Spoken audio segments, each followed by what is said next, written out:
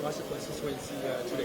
Well, it's great to be here. First of all, it's nice to get out and about and to kind of speak to people who are living outside of Accra. Accra's a big city, but it's nice to see people outside as well. I think the main focus for today is to talk about making sure that people with this vote use their votes, that it's inclusive, that it involves the vote isn't just for some people, it's for everyone. It's for those with disabilities, it's for the youth, it's for women, it's for men.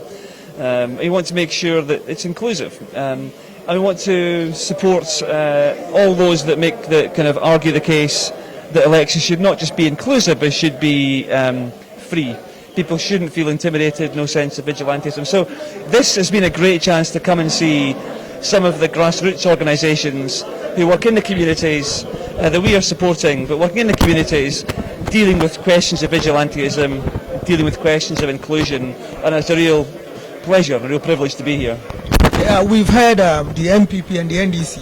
The MPP has said they will do whatever they can to make sure that they put their people to order. Anybody at all who engage him or herself in an issue which is unlawful, they will make sure that they hand that person to the police. And the NDC too has raised some concern. They said there will be peace if only there is fairness, equality, equity and justice. What do you make of that? So I think that elections must take place on the basis of fairness and justice, and I think the Electoral Commissioner, the security services and others, I think, are doing all they can to make sure that those that can vote do vote, and the registration process has obviously now kind of gone through. I am it was wonderful to hear the NPP and the NDC talk about the way that they conduct local politics, that peace matters, fairness matters. But they are doing all they can to make sure that these elections go ahead fairly, and those that can vote do vote. The hotspot in Ghana is Zungu communities. Now, what are you telling them to ensure that there is lasting peace before, during, and after election?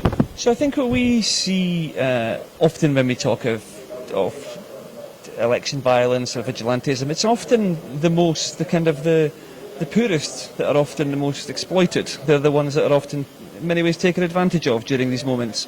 And I think what this programme has been doing is reaching out to people to talk to them, to understand their grievances, to make sure they understand there's ways of expressing those grievances in a different way, and to enlighten them as to some of the dynamics that are at play during elections. So I think it's a really important point of education, respecting people, including Zongo communities, including the youth, and having that conversation openly. And that's what I think has been a real success about this programme so far. Thank you very much.